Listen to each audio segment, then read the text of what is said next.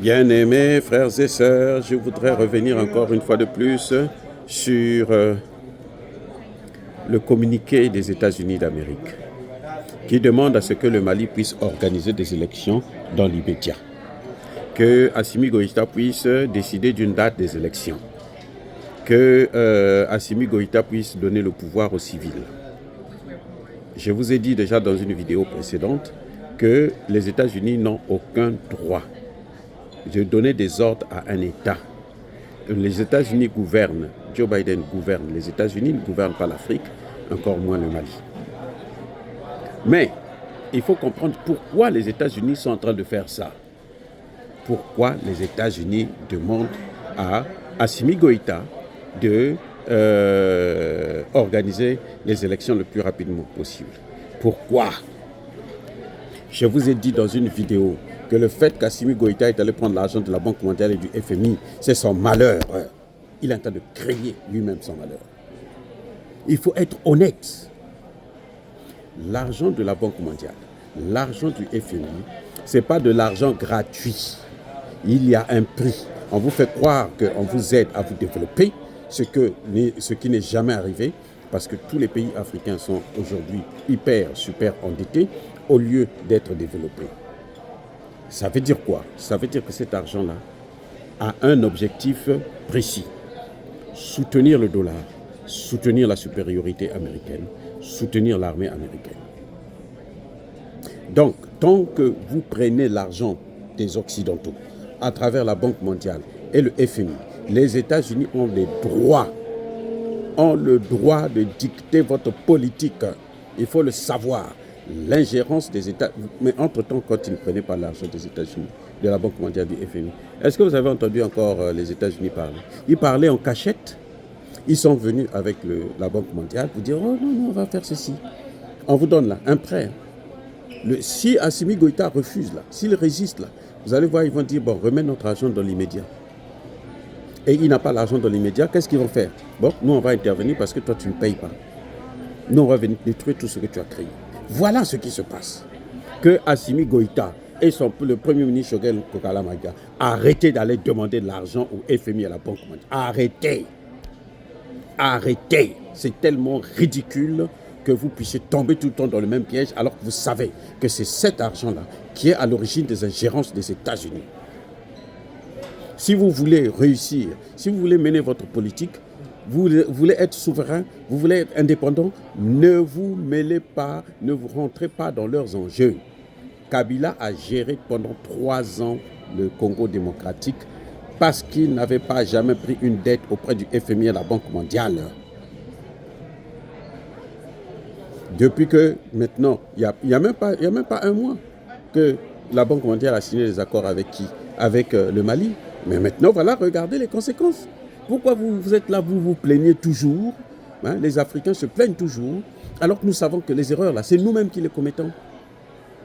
Regardez Tshisekedi est en train de jouer là, il est en train de perdre le temps, il fait que partir partout, dans toutes les capitales, comme s'il était un ministre des Affaires étrangères, demander de l'argent, demander des aides, demander à ce qu'on le soutienne, alors qu'il a l'argent. Il peut arrêter même le salaire des députés, des sénateurs pendant 1 mois ou 2 mois. Bon, on donne pas, on les paye pas. Ils ont 21 000 $. Si un Congolais ne peut pas vivre au Congo avec 21 000 $ pendant 2 mois, 3 mois, c'est qu'il ne connaît pas gérer son argent. Et ça, c'est son problème à lui.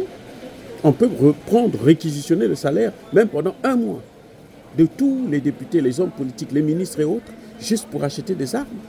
Pourquoi aller demander pleurnicher auprès du FMI, auprès plutôt de la Belgique, de l'Union européenne, qui vient de signer les accords avec le Rwanda? Vous allez encore vous plaindre là-bas. C'est nous-mêmes, nous sommes responsables de ce qui est en train de nous arriver, des blocages qui sont en train de nous arriver. Et demain, vous allez voir le Rwanda a pris Goma. Vous allez dire quoi? Que c'est la faute à qui? On dit à Tshisekedi que ton armée est complètement infiltrée. Je dis bien complètement infiltrée. Tu devrais virer tout le monde. Tu devrais écouter les Ouazalendo qui sont sur le terrain, qui vous disent que non, tel, c'est pas des bons. Parce que ce sont eux qui sont exposés. Ce sont eux qui se font massacrer. C'est pareil pour Assimi Goïta. Ce sera pareil pour le Niger, pour le Burkina Faso. tant que vous prenez l'argent, quand ils viennent et vous disent, ils ne vont jamais vous dire que nous, voici la contrepartie, on vous dira que la Banque mondiale est là pour vous développer. Elle n'a jamais développé un seul pays. Et le meilleur moyen de freiner le développement dans un pays, c'est de imposer la démocratie. Si vous voulez que le développement s'arrête, si vous voulez que le pays n'avance pas, qu'ils mettent la démocratie. Ils passent par la démocratie pour nous réduire à néant. Mais regardez la Côte d'Ivoire. La Côte d'Ivoire, c'est la démocratie, non? C'est la démocratie, non? On a élu Alassane Ouattara, non? Mais il y a la démocratie parce que Alassane Ouattara fait leur volonté, leurs 4 volontés. Et leurs 4 volontés, qu'est-ce que ça nous amène à quoi? Les Hatchans, les Bidjans n'ont plus de territoire. Ils n'ont plus de territoire. La côte, Abidjan ne leur appartient plus, ça appartient aux Occidentaux. À 100%. Voilà ce que c'est que la démocratie occidentale. Ce n'est pas la démocratie, c'est de l'occidentalisation. Donc, M. Assimi Goïta, c'est à vous de voir. Soit vous arrêtez de prendre l'argent de la Banque mondiale et du FMI, et puis vous menez votre politique à vous. Soit vous partez prendre l'argent là-bas, alors faites ce que les Américains vous demandent de faire. C'est une obligation, parce que c'est vous qui partez chercher l'argent. L'argent est en Afrique. C'est vrai qu'en ce moment, c'est difficile. Personne ne l'ignore. Mais c'est maintenant là que c'est difficile, que vous devrez travailler. On a vu comment vous avez passé la phase la plus dure. Pourquoi vous vous précipitez pour le développement? On vous dit maintenant qu'aujourd'hui, la prochaine phase, là, c'est la monnaie. De telle sorte que si vous avez votre monnaie là, vous n'êtes plus obligé de commercialiser en dollars. Puisque vous avez votre monnaie, vous commercialisez dans votre monnaie. Si les Américains ne veulent pas consommer vos produits, vous avez les Chinois et les Indiens qui consomment tout. Et ils ont besoin de tout ce que nous avons en Afrique. Et alors, vous vendez chez eux. Et les Occidentaux iront acheter chez eux là-bas. Ils vont se faire des bénéfices, vous vous en foutez. Voilà la réalité. Donc, ne vous plaignez pas, ne nous plaignons pas sur des erreurs que nous-mêmes nous commettons. Nous aimons, moi j'aime, j'adore Assimi Goïta, Traoré, Tchani et leur gouvernement. Mais tant qu'ils vont aller à la Banque mondiale et au FMI, sachez-le que vous êtes en train de vous mettre la corde au cou. Voilà. Et plus vous vous mettez la corde au cou, vous êtes obligé de suivre les instructions, d'obéir aux recommandations, aux exigences de l'OTAN et notamment des États-Unis et de l'Union européenne. Vous voulez la souveraineté, ça signifie que vous êtes capable de vous nourrir vous-même. Eux, ils ont besoin de nos pays parce qu'il y a des matières premières. Mais nous, on est là, on court après eux comme si c'était nous qui sommes qui sommes dans le besoin. Nous, on n'est pas dans le besoin. On n'est pas dans le besoin. On peut commercialiser avec la Russie, avec la Chine, même par le troc. On vous donne les matières premières, donnez-nous ce que nous voulons. Nous voulons les céréales, nous voulons les armes, nous voulons ceci. On vous donne les céréales. Quand vous partez à la Banque mondiale pour demander des prêts, là, sachez-le que le retour à l'envoyeur, c'est l'exigence sur la démocratie, les règles de la démocratie. Ils sont prêts à vous donner de l'argent pour organiser des élections. Mais vous savez pourquoi? Parce que c'est ça qui leur permettra d'intervenir. Ils ont donné de l'argent, c'est à eux de gérer cet argent-là, chez vous. Et donc de vous gérer. Alors arrêtons d'être naïfs, comme nous le sommes jusqu'à maintenant. Nous comptons beaucoup sur ces 3 pays. Vous savez, la CEDEAO a échoué. La CEDEAO est devenue la chose des Occidentaux, l'instrument dans les mains des puissances occidentales, parce que la CEDEAO est financée par la Banque mondiale, le FMI.